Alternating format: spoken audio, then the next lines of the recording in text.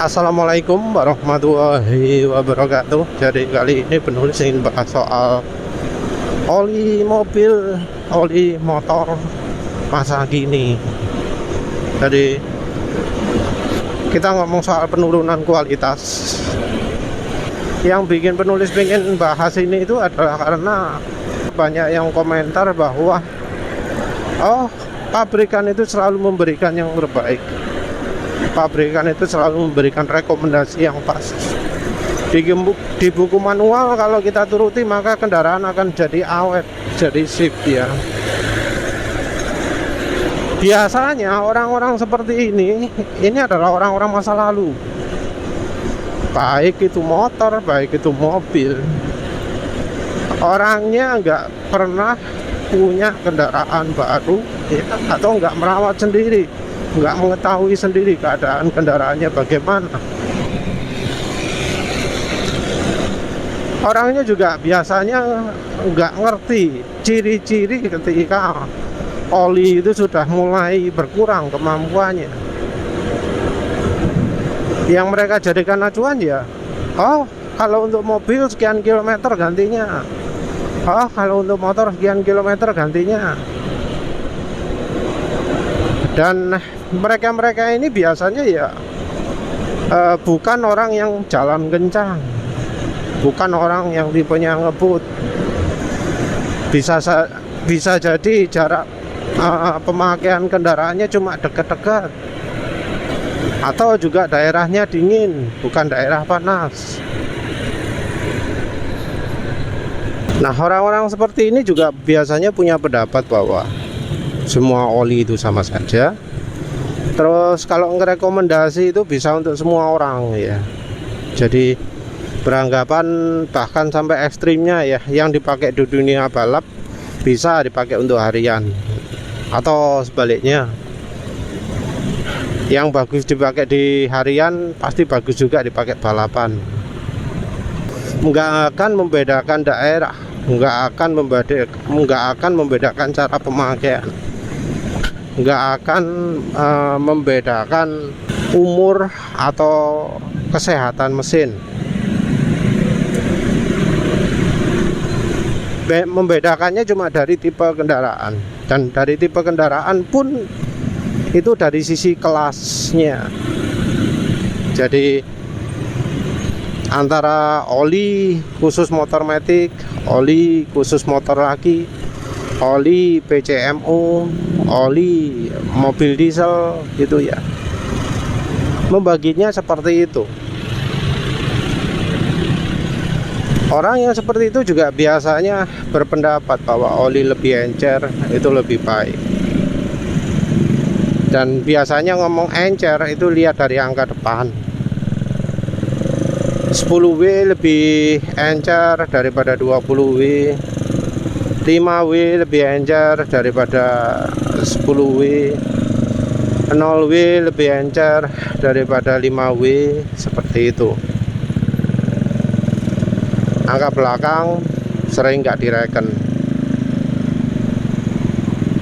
Mereka juga biasanya tipikal antara oli sintetik dan mineral, itu mereka sebut jauh lebih bagus oli sintetik.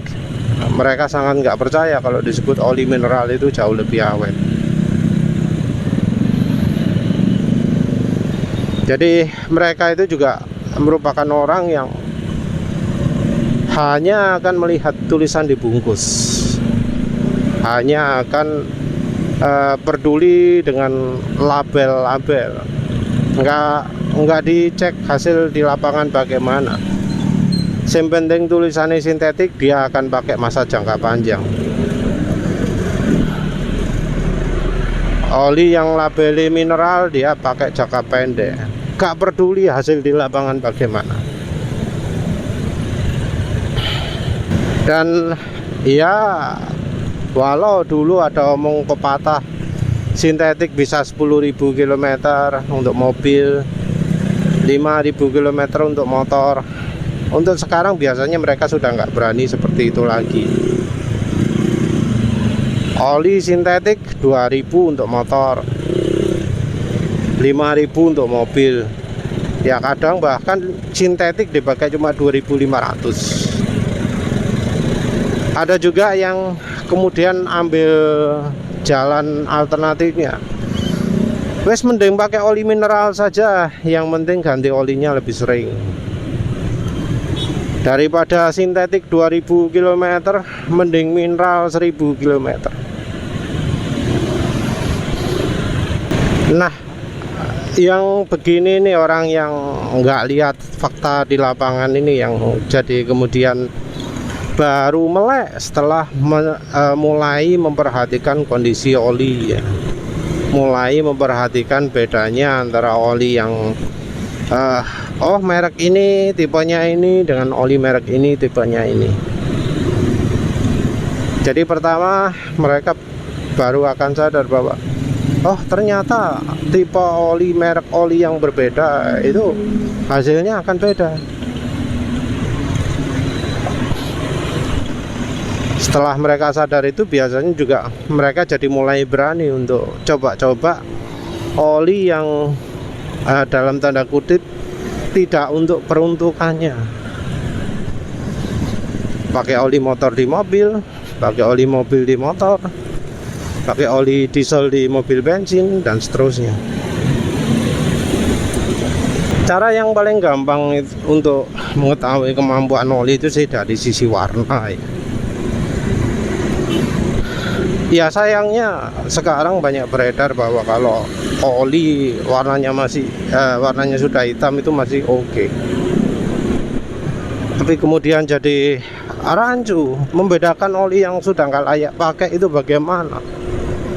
Orang jadi nggak tahu ciri-ciri oli nggak layak pakai itu bagaimana, karena hitam pun dianggap masih layak pakai.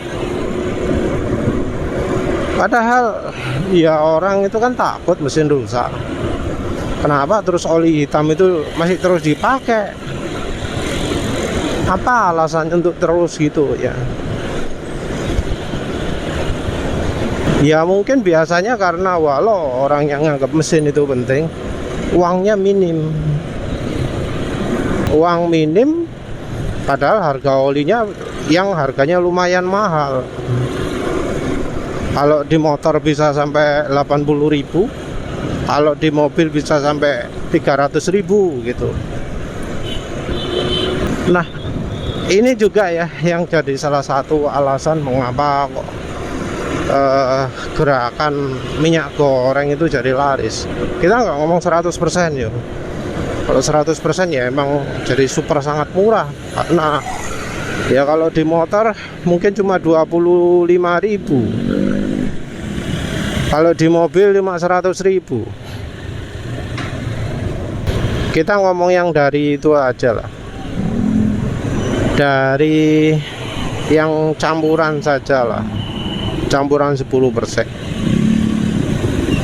Untuk motor oli rekomendasi kalau yang murah-murah ya 30.000. 35 lah anggap aja.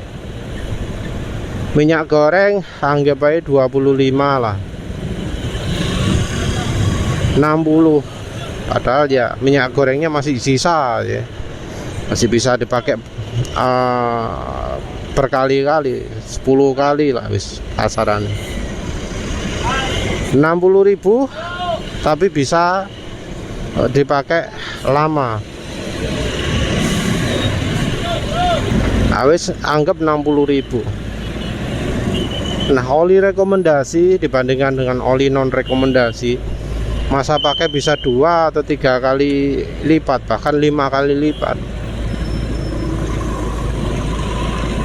Ganti oli yang asalnya 1.000 bisa jadi 5.000. Ini kita kalau ngomong mesin sehat ya.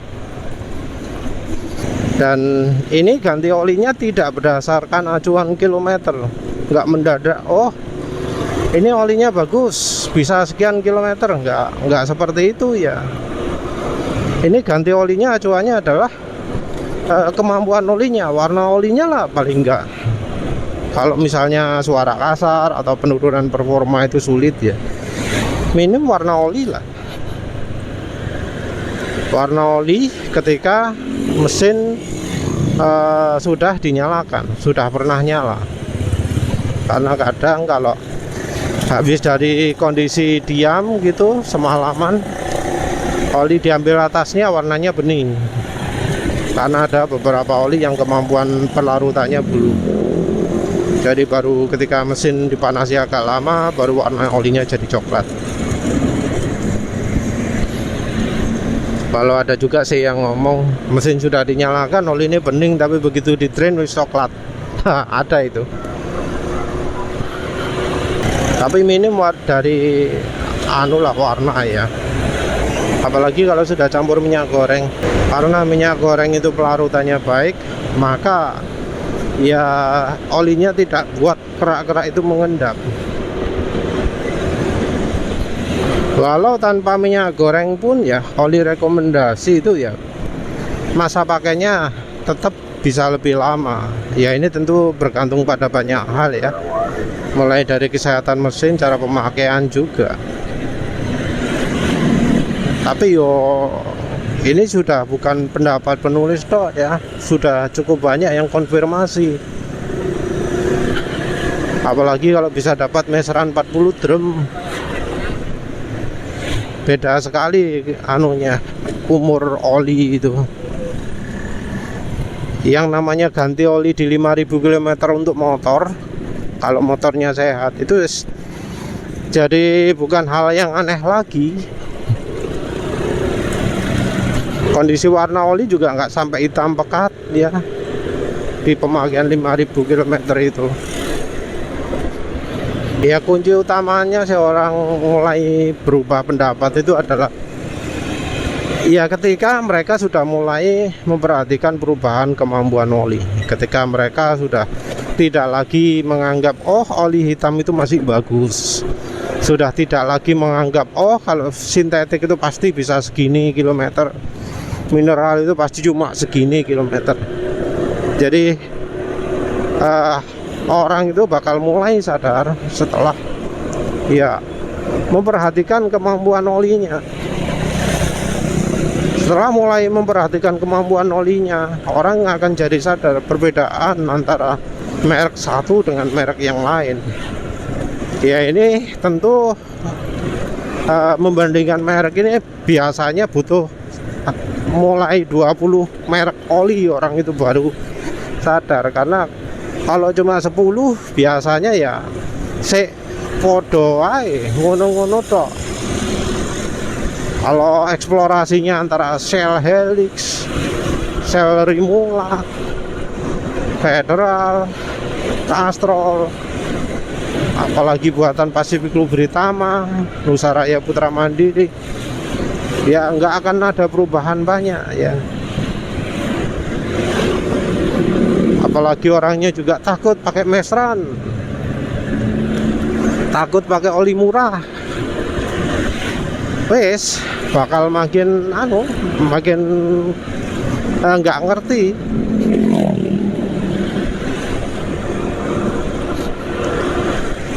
Apalagi ketika orangnya juga takut untuk nyoba oli kental dalam tanda kutip.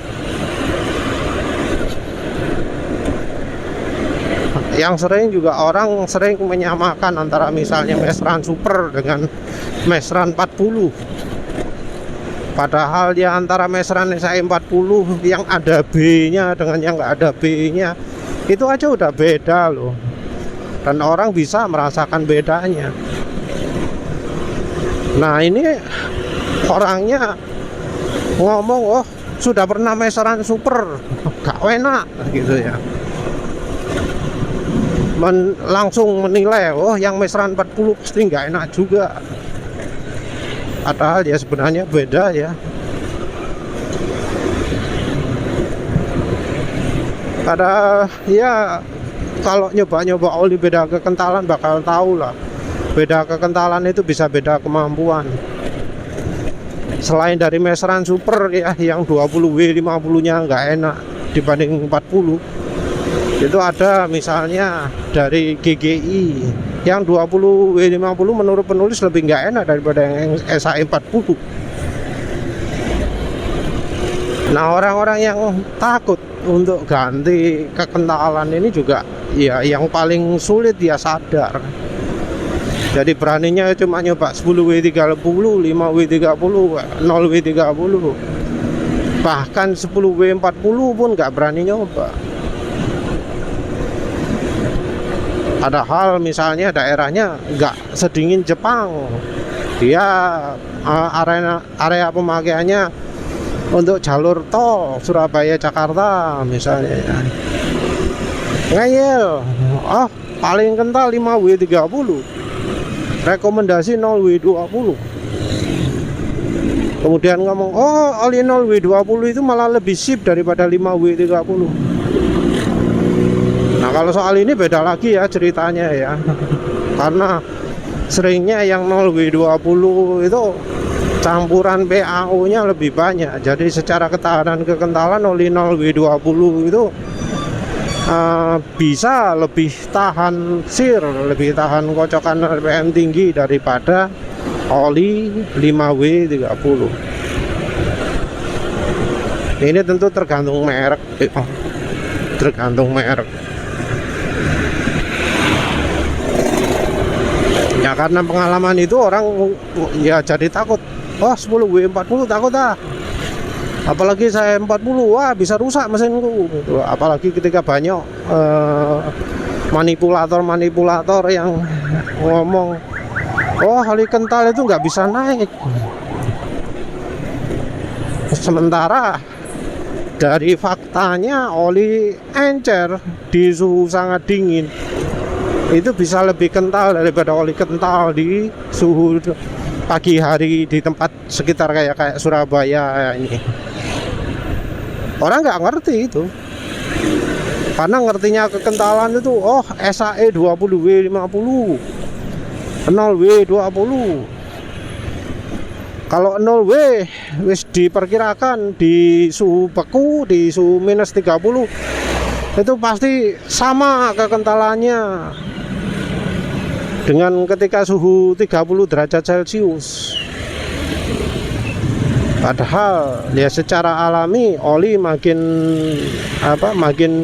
dingin itu makin kental. Oli 0W20 di suhu minus 30 derajat Celcius itu akan jauh lebih kental daripada oli 20W50 di suhu 30 derajat Celcius atau 20 derajat Celcius. Kalau nggak salah juga di suhu 0 derajat Celcius pun oli 20W50 itu lebih encer daripada oli 0W20 di suhu minus 30 derajat Celcius. Nah tapi ya masyarakat sudah kadung dioplosi ilmu bahwa kekentalan itu 0W20. Padahal satuan kekentalan kalau di oli itu bukan 0W20 tapi apa? CST, Centi Stock. Atau kalau di suhu minus biasanya pakai satuan Centipoise. Nah seperti itu ya. Ya kemudian ya wajar lah jadi orang itu ketakutan. Saya Soli pun ya mencoba menakut-nakuti orang sehingga orang jadi nggak tahu gimana caranya menilai oli gitu. Ya wes lah itu saja. Terima kasih sudah menonton. Assalamualaikum warahmatullahi wabarakatuh.